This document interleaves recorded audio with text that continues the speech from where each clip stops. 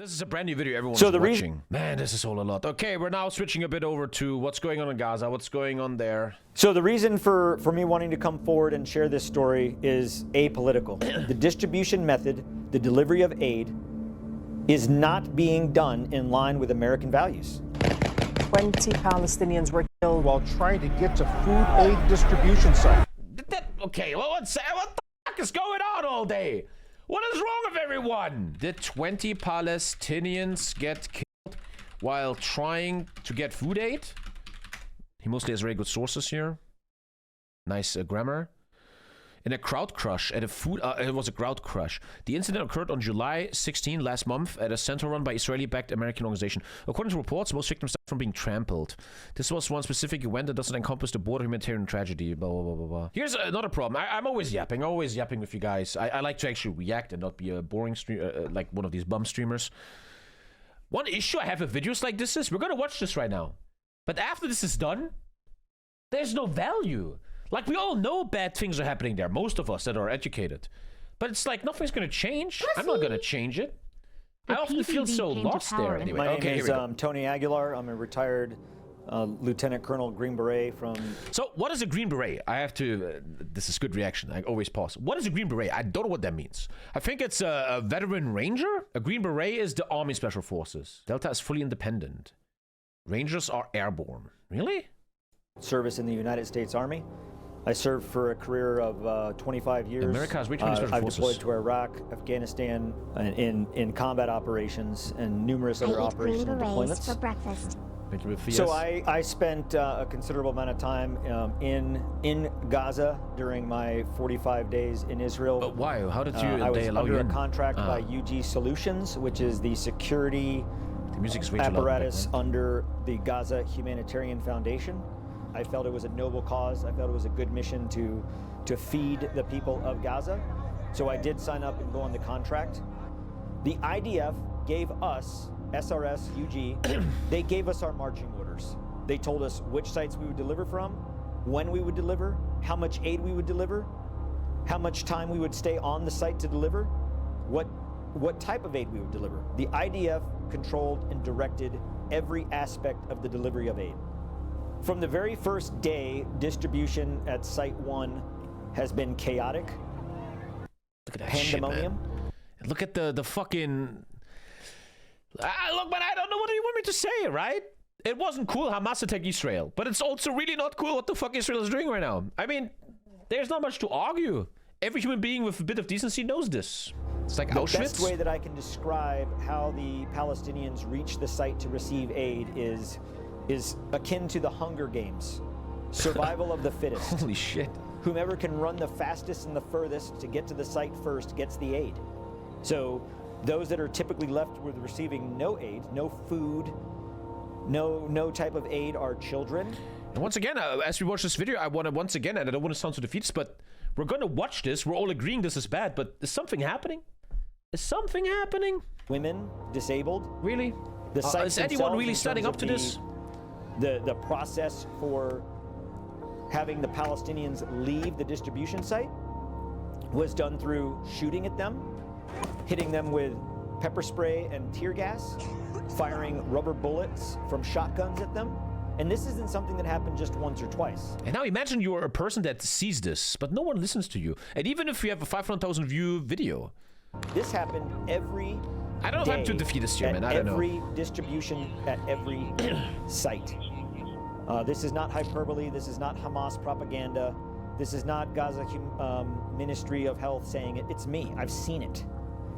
The contractors, on one occasion, on the 29th of May at site number 4, opened fire with his individually assigned weapon into the crowd, at their feet, over their heads, and into the crowd. And he probably doesn't have any retribution for that. I wouldn't think he will get into consequences, in trouble for that, huh? The tide is turning, though, people speaking up. And that's what I think is the solution to everything, to make the world better. And maybe this is where I need to stop being so defeatist. It seems to me, as overwhelming as the craziness in this world seems, the only thing you and me can do is to try every single day to do it honestly. Maybe this is where I'm wrong.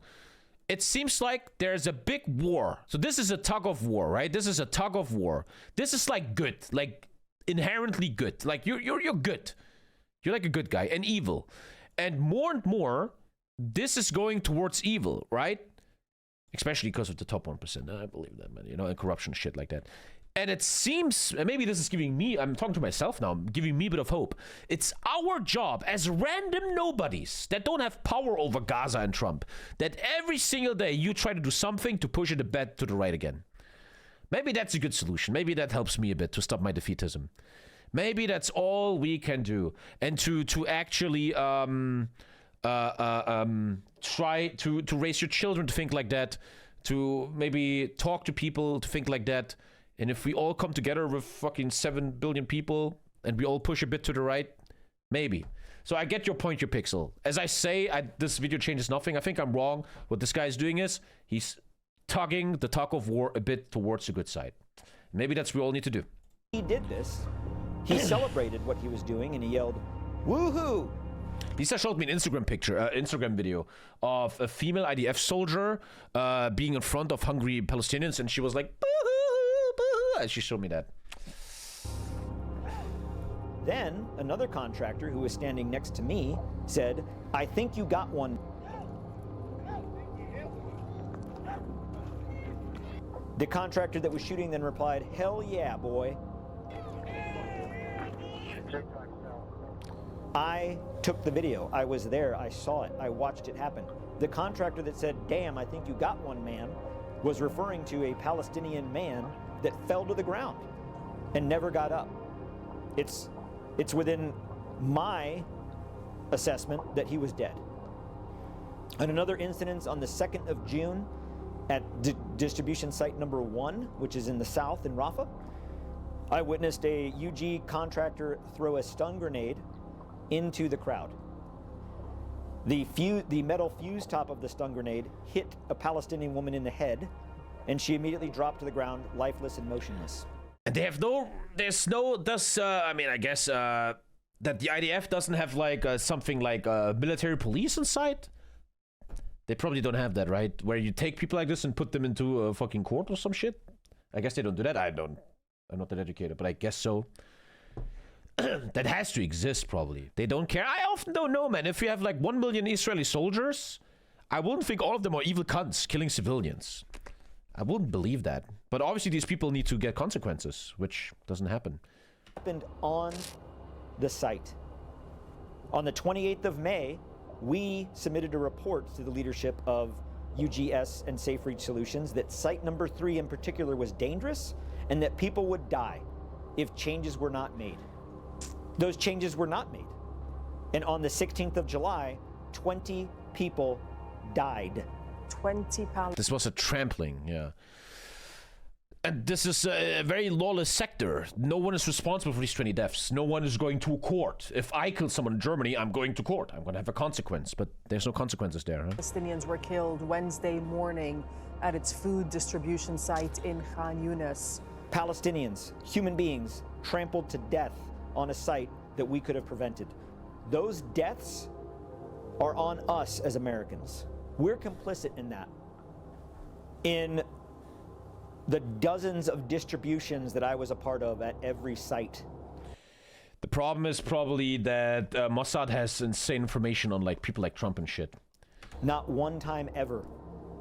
So Trump could never go anti-Israel and shit like that. Feel a threat, assess a threat, see a threat, never saw a weapon, never saw a gun.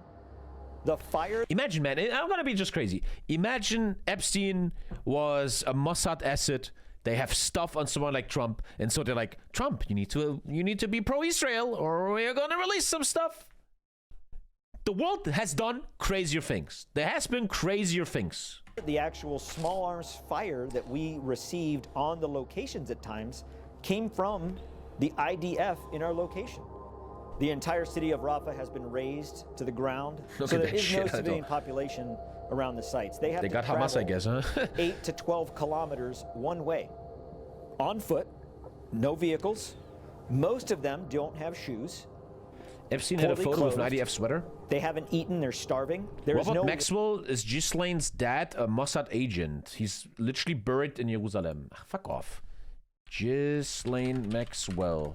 The Foreign Office suspected Maxwell of being a secret agent of the Mossad, possibly double agent or triple agent. Jesus Christ. Yeah, he's like buried in Israel or something. And that's like a clue or some shit. He had 9 children. Ghislaine Maxwell has 8 siblings. So this is kind of like, we're now going down the rabbit hole. He was a bit Mossad, and he's the father of Ghislaine Maxwell, man. Right? One of the most crazy fucking sex traffickers ever. Water that's distributed in the humanitarian aid.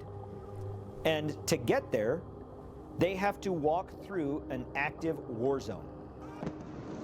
Is Hamas even still fighting back? It's like anyone still fighting back there? On 2 occasions, I bore witness to a Palestinian man in one instance and a Palestinian woman in a second instance that were carrying their dead children. I don't know. No one on earth should ever see that. Doesn't matter what your opinions are, man. No one should ever see that. Hamas still operates in Gaza. Okay, thank you, No Name Cutie. And these children didn't die from gunshot wounds or from sickness or disease. They died of starvation. I've seen it with my own eyes. I witnessed it on the ground in Gaza. Americans don't... Gaza. Sometimes it would probably be a good thing if you could teleport all human beings there for one day to see what's going on. Set up food to just a to get a bit of population sensibility. And have them walk through a war zone just to then shoot at them and hit them with stun grenades and pepper spray and then send them on their way. That's not the American way. That isn't in line with American values. After 25 years of service, when I hung up my uniform, I didn't hang up my oath. And my oath is to the Constitution and to the values of this country. Not to a president, not to a Congress, not to a company, but to this country. And I think most Americans would agree with that. The distribution itself is not feeding the population of Gaza. In fact, we are starving them because we are providing them with so little. At the funeral of Ghislaine Maxwell's father, media mogul Mossad agent Robert Maxwell, Israeli Prime Minister Shamir said he has done more for Israel that can be done today. So yeah, what if Ghislaine and Epstein were kind of Mossad stuff, right? That's what intelligence services really do. Mossad, CIA, they want to get leverage on you. They want to blackmail you, right? They want to get stuff. Hey, we have pictures of you. You have to say what we want. You have to do what we want. In place right now does not work. And with Trump and all these Epstein pictures, man, I don't know how super far it is away. There might be some leverage on Trump. It is my job to make sure that the American people know this, because our tax dollars are going to this. Your tax dollars, U.S. taxpayers, are funding this. When I was hired on the 14th of May, signed my contract, that was supposed to run through the 21st of August. On the 14th of June, at that point, I had witnessed indiscriminate shooting, inappropriate use of force, dereliction from the leadership. I brought each circumstance to the leadership with a recommendation and solution on how we could address this. I was committed to seeing this succeed.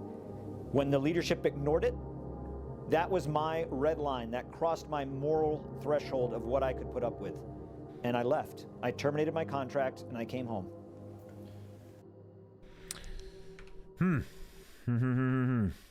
Okay. Russian summer offensive.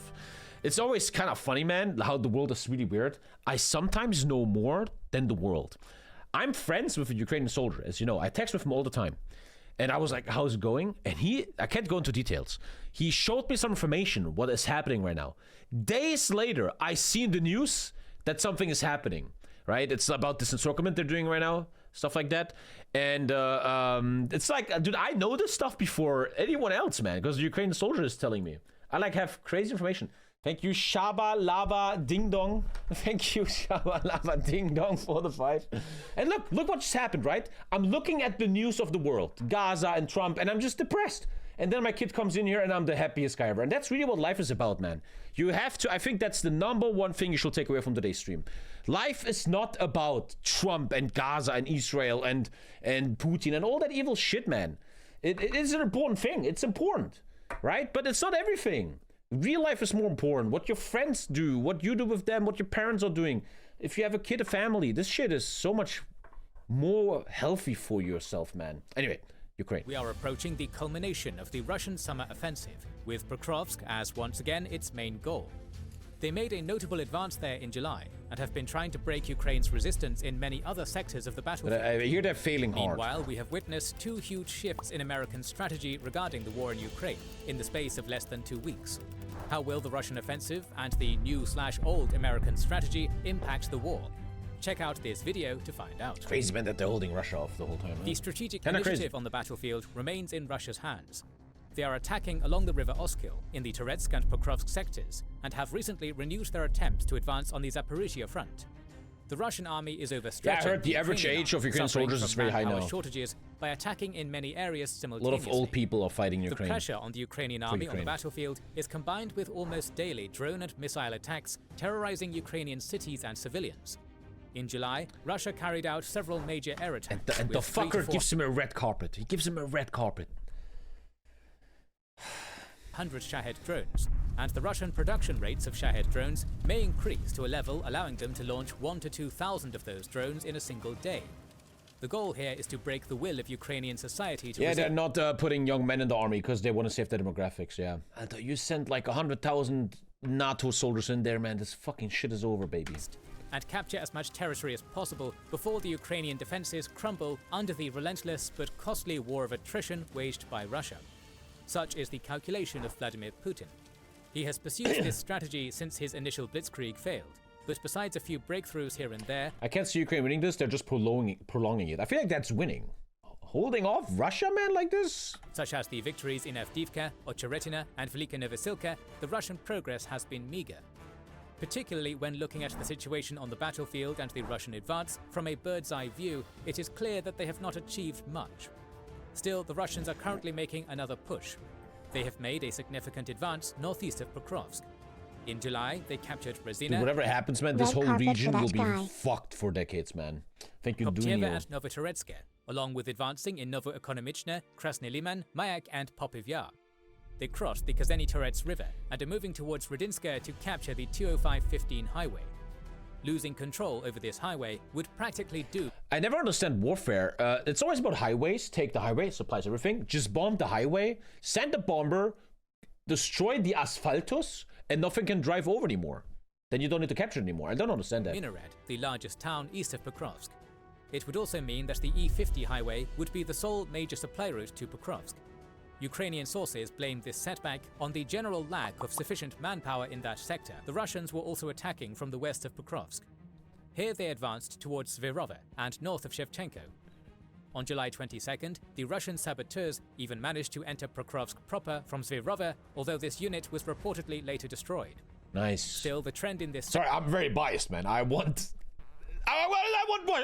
these Russians to die. I'm gonna be that honest. Is that weird? No, it's not weird, right? I am very happy when Russia loses. sector for the Ukrainian Makes me army very happy. is worrying. The Sorry, Russians man, are but, closing like, in on you know, Pokrovsk from all sides, go fuck along yourself. with fighting to capture one of the supply lines leading to the Kill town. as many as you can. It seems that the Ukrainian army can only change the Again, though, very important, like, for example, what Israel is doing wrong with Hamas and Palestine. I never mean fuck all Russians. All the Russians are bad. But if you are a Russian soldier and you're part of the invasion of Ukraine, you're kind of asking to get killed. You're kind of asking for it, buddy, right? situation here by mustering troops for a significant counterattack. But given all the complaints about the lack of manpower, this does not seem plausible. The Russian army also Zelensky's using continued its Space westward Marines? advance on the line from Idachina to Zelenopole. Yeah. Here, Russian progress has been very steady over the past few months, and they are approaching the administrative border of Dnipropetrovsk Oblast.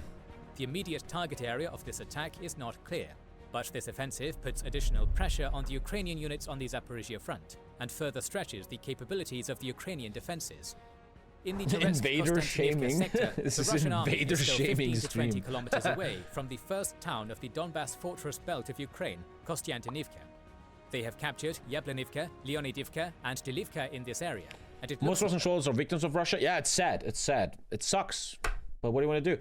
I watch a lot of footage from the war, and every time the Ukrainians are taking prisoners, come on out, come out. It's always like an old Russian man. Bruh, I don't even want to be here. What the fuck? It's like always, what the fuck, dude? It's like an old man. like after a bloody and long battle, they have also forced the Ukrainian army out of Toretsk.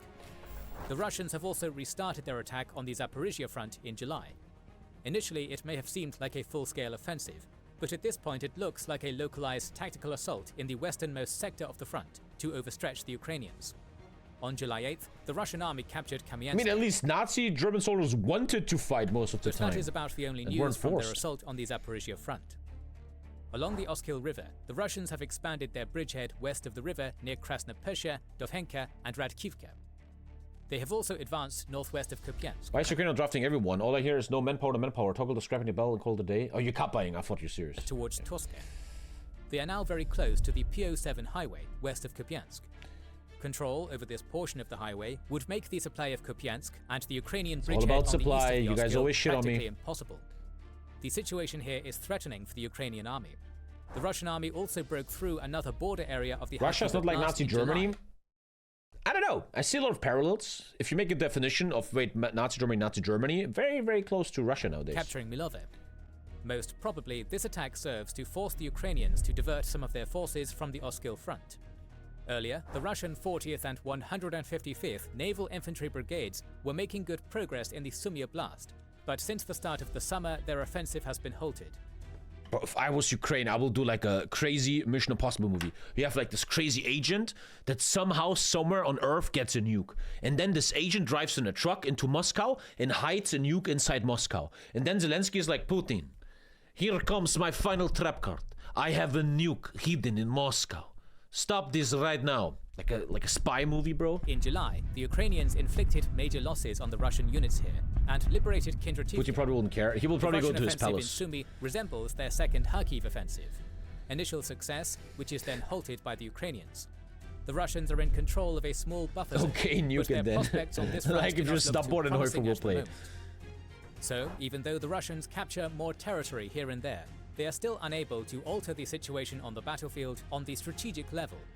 They are pouring a lot of resources, specifically their manpower, into. Are we lucky that we're born not in Ukraine, huh? Claims that 31,000 Russian soldiers have been killed since Maybe May not Moscow, I lived there. According to the US Secretary of State. Must be so weird to be a Russian, like you, John. It must be so weird. I guess like your everyday life is still normal. Marco Rubio. Since the start of 2025, 100,000 Russian soldiers have been killed. These massive losses are not commensurate with the Russian advances on the battlefield. But it is would you die for NATO? I would like to make my taxpayer money go into a very strong NATO army, strong German military, so I don't have to die there and professionals do it. Something significant this year. That are well trained, because there are worrying signs for Russia. So far, the Russian economy has been able to withstand the sanctions regime thanks to its giant oil reserves. But this may be changing now. Earlier, Putin announced that Russia may decrease its defense spending in 2026. The Russian economy minister, Maxim Reshetnikov, stated that Russia is on the verge of slipping. That guy looks like the ultimate Dota 2 player. If you ever saw a Russian at the Dota 2 International, they always look like this. Into a recession. At least 3 major Russian banks may be forced to ask the central bank for a bailout, according to Bloomberg. Many non-military sectors of the Russian economy are in super interesting though. What's going to happen to Russia there? Will the economy hold or not? Pretty bad shape, as what's going on there? Is prioritizing resources for military production and recruitment of men into the army. There have been many reports predicting the demise of the Russian economy throughout the war, yet thus far it has been able to fund Russia's war of occupation. Would Trump's latest U-turn help put further pressure on the Russian army and economy? President of U-turns. Well, the truth is that it's sometimes impossible to predict what Trump is going to do next with regards to Ukraine, but he certainly seems angry at Russia and Putin right now. In early July, the US government announced a pause of military supply to Ukraine under the pretext of prioritizing America's weapons stockpiles. But apparently Trump got unhappy with Russia's constant air attacks on Ukraine, which was a clear sign that... It's always so crazy to me how you have this complex country, the USA, so complex and so strong and so big, and it's always Trump decided this, Trump did that, Trump. It's not okay if a single brain makes all these decisions, man. It's not okay. It's too complex and important. Like his moods decide the fate of people there. Military supplies to Kyiv. We're sending weapons to NATO, and NATO is paying for those weapons 100%. So what we're doing is the weapons that are going out are going to NATO, and then NATO is going to be giving these weapons to Ukraine, and NATO is paying for those weapons. Then on July 14th, during his meeting with the NATO Secretary General, Rutte, Trump announced that 17 Patriots will be sent to Ukraine. Isn't that really OP? I saw Patriots in Broken Arrow. Aren't Patriots fucking insane? A Patriot is like a super modern thing. If a plane comes, they're just like, I'm gonna fucking kill you, buddy. 17 Patriots, isn't that really, really insane? General Rutte, Trump announced that 17 Patriots will be sent to Ukraine. That most probably means 17 launchers. Trump also reiterated that the US will send billions of dollars worth of military supplies to Ukraine, for which NATO Problems always will need pay. manpower to Lastly, Trump warned wield that all if this. Putin does not end the war within 50 days, he will impose 100% secondary tariffs on Russia's trade partners. The rockets are expensive Later too. in the month, Trump decreased the deadline for Putin to 10 to Do you 12 like days. Rutte as a NATO chef? I gotta be honest that I'm uneducated on that. I never like deeply looked at that, but I always hear Rutte to be exactly how I will be, super anti-Russia. Open his mouth, say it as it is. We have to fucking help them. Russia is the enemy, end of story. And that's all I know about the guy. I feel like the way he talks is always nice, but I don't know much about him. I really like politicians that open their mouth and tell Russia to suck dick. Like the really hated, evil Annalena Baerbock, which in the UN Council was always shitting on Lavrov, man. Literally fucking shitting on the guy. United States will hit India with 25% tariffs plus penalty for buying Russia's oil and weapons. Trump's strategy here is clear. He wants to dissuade countries like India and China Kazakhstan from is buying so big, oil man. from Russia and engaging in other trade How's Kazakhstan relations to so damage the Kremlin's anti-aura, ability though? to wage war. The EU's 18th sanction package, agreed upon on July 18th, follows the same goal. The EU has now lowered the oil price cap from $60 to $47.6, along with taking additional steps to curb Russia's ability to profit from oil, such as imposing further restrictions on their shadow fleet. The scale of impact of these measures and whether Russia will Dude, imagine you like sneak Ukrainian submarines, like in HOI4 here, and you kill these Russian oil tankers, bro. be able to circumvent these new You're kinda, restrictions. well, the Green Party won't like that. That's really bad for the ocean. Too, will be known in the upcoming months. Apart from the promising Patriot air defense batteries, Trump has also reportedly Patriots was agreed pretty with insane, Zelensky though. But you need rockets. invest in Ukraine's drone industry and purchase Ukrainian drones. Later in the month, the US government approved sales of Bradley infantry fighting Nice. vehicles and spare parts for them Good. worth $150 million and $172 million worth of Hawk Phase 3 missile systems. For the first time since Biden left the White House, we see public announcements of weapon deliveries to Ukraine from the United States. It is a huge turnaround from the embarrassing February meeting in the White House. Let's see how much this rapprochement between the United States and Embarrassing Ukraine meeting. lasts. Embarrassing, man. For now, it is a massive win for Ukraine's embattled air defense. At this point, the priority for Ukraine in terms of military production or purchase of foreign weapons is to bolster its air defenses and find an economically viable way of neutralizing the Shahed threat. On July 3rd, Zelensky announced that Ukraine signed an agreement on long-term partnership with the American engineering company SwiftBeat, with an aim to purchase hundreds of thousands of interceptor drones in 2025. Iran designed sending these drones, man. specifically to Iran fight should be Shahed. bombed for that. On July 10th, Britain announced an agreement with Ukraine envisaging the delivery of more than 5,000 air defense interceptors produced by Thales. On July 20th, If I was the president of Germany, man, I would meet all European leaders and I would straight up, I will make an announcement. Hello, it's me, TommyKay. We have Macron here. We have that weird UK guy who's going to get replaced in 2 years again, whatever.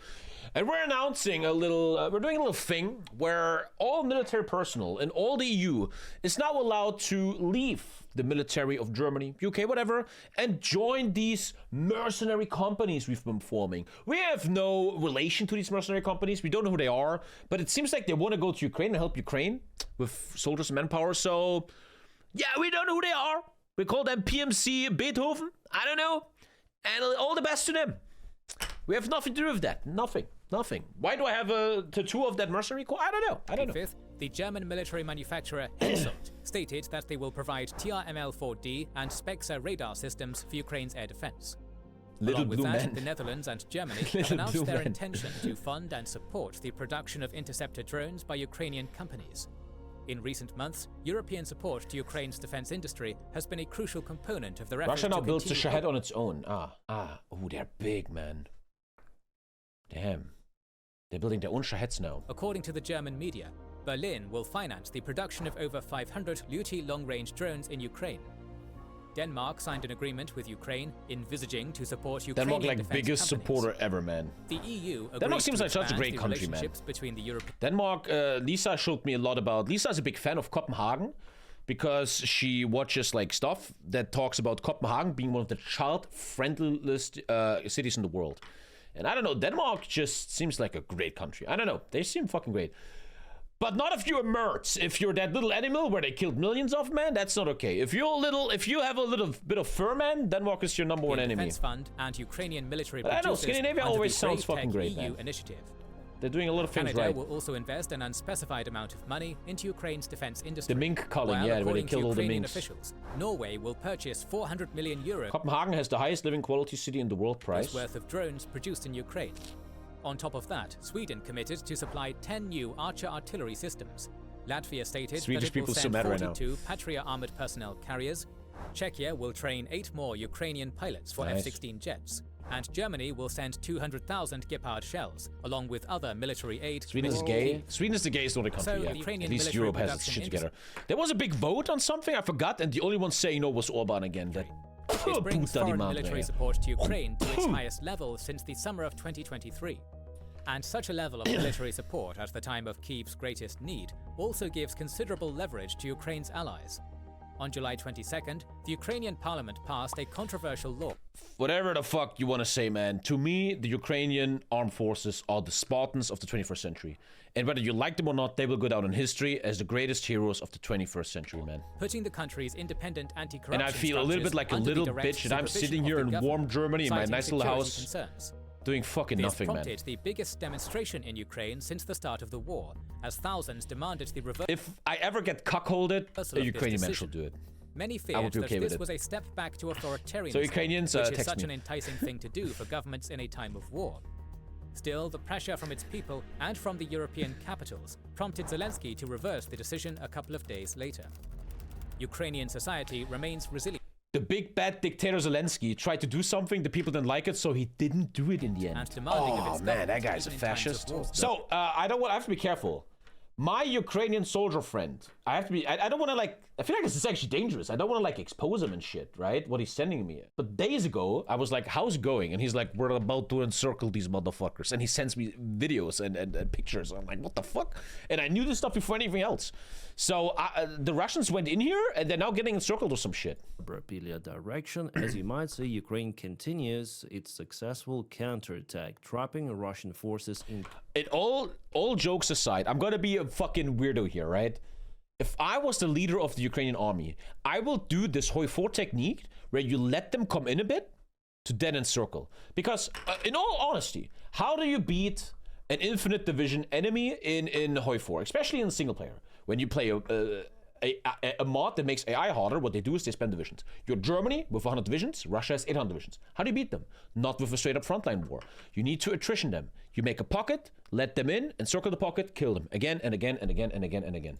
Sharif Yar. Plus, we have good report from Nikaronivka village, and according to the information coming, Ukraine could have already cut this supply line for Russians, so Russians looking could right now. be trapped in 2 of the spots. where's that? But Here, I'm ne? still checking out this Is that info. this one? I think that now Ukrainian military command should come up. Kusherivyar. How's it looking right now? Total direction clashes yesterday near blah blah blah blah blah, but no other new information yet. Okay, what is... So this is an encirclement. Alter. Dude, we're watching war live, dude. Look at this shit. What does green mean? Seeing the houses makes you feel the scale? Yeah, it's kind of fucking crazy, isn't it? It's like a DayZ map. Blue means liberated. Question is, how many do they kill in that encirclement? Out with conclusions and send new reinforcements, regular forces, not emergency forces like Azov. Yeah, Azov still continues its operation, but soon they're gonna finish it, and maybe their help is required in different direction. For example, not far away from this area, we see the Russian assault from Popiev Yar. Just a couple of But Russians, in not many. Kolodets, Ukraine absolutely should close the gaps in defense, because this defense line is crucial for entire Donbass. And in this particular case, the information about the Russian breakthrough went all around internet. Experts, bloggers, YouTubers were all speaking about this breakthrough. Russia, we don't Russian care how side, much we Ukrainian lose. The whole side, point of this west, push is to distract east. Ukraine from something That's why else. Ukrainian military and political command will point out their attention to this topic, a lot of attention. So I'm sure that in this area defense will be fixed, and the next Am I Russian happy I'm assaults sitting in will safe not Germany, be man? that I wouldn't want to be successful. in this You see, fucking shit Russians show. decided to risk with that strike at first. Hundreds they of were thousands dead, successful. man. For They said, fucking okay, what? we broke For through Ukrainian what? defense. We need to send For hundreds fucking of more what? of the infantry, and they sent like more than 1,000 soldiers were in those bunny ears. But somehow they failed to create the bridgehead in the most fortified area. Well, maybe because supplies were after all irregular, because of the nature Minecraft stress test is about to happen. Because of this very thin attack line. So Ukraine is capable to target them from all of the sides using FPV drones, and not only. And I would say more. Do you want the war to continue? I think it doesn't matter what a German dumbass streamer thinks. I think what matters is what the Ukrainian public and military thinks, which is, I think, is still overwhelmingly to continue this war.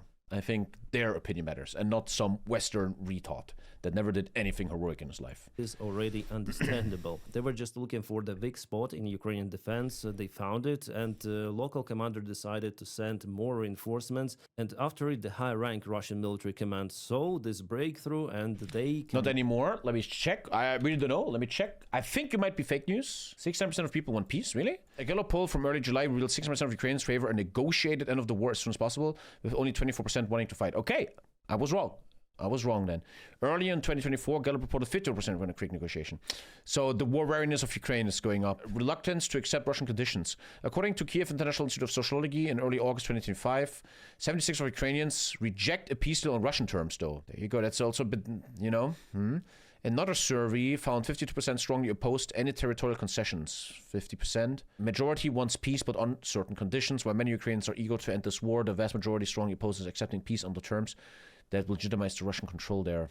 There you go. It's a bit different than just reading the first thing. But in the end, my point stands. They decide this, not someone like me. Wanted to send even more reinforcements, but in this case, it didn't Promise help. Russians feel the pain, Ukrainians feel the pain, and Russians don't feel the pain. Supplies. So I may say that it was the major breakthrough of the Russian army, and at the same time, the major defeat of the Russian army here. However, again, we may see the attempts of the Russian army to get more ground from Popiv Yar. And okay, he's just talking about this encirclement the whole time. Okay, that was 2 hours of TommyKay news. I feel fucking depressed, man. I don't like TommyKay news too much.